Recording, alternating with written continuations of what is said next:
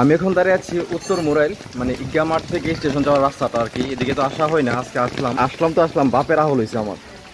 মানে শহরের ভিতর উত্তর মোরাইল, তাও একদম শহরের ভিতর, মানে কাজীপাড়ার যে ঈদগাহ মাঠ আছে, ঈদগাহ মাঠ থেকে যে রাস্তাটা ঢুকছে স্টেশনের দিকে, এই স্টেশনের রাস্তাটা দেখেন বৃষ্টি হয়েছে আটু পানি।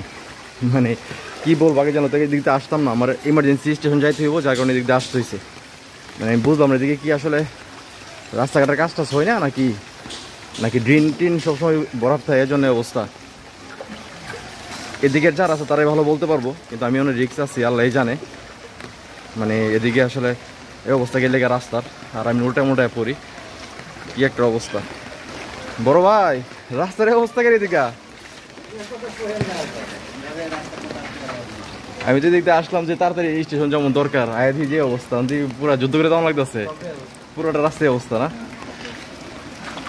তো দেখছেন অবস্থা, এই হলো আমাদের ব্রাহ্মণবাড়িয়া শহর। মানে এই জায়গাতে যাম ওইটাই আমার ভয় লাগতেছে। তো এদিকে কে কে থাকেন আর রাস্তার এই অবস্থা কিসের জন্য, সেটা পালে একটু কমেন্ট করে জানানোর চেষ্টা কর, ঠিক আছে?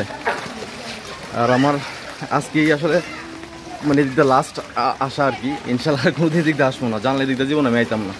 তো এদিকে যারাই থাকেন কিসের কারণে রাস্তার অবস্থা, সেটা একটু কমেন্ট করে জানান, আর ভিডিওটা পারলে শেয়ার করেন।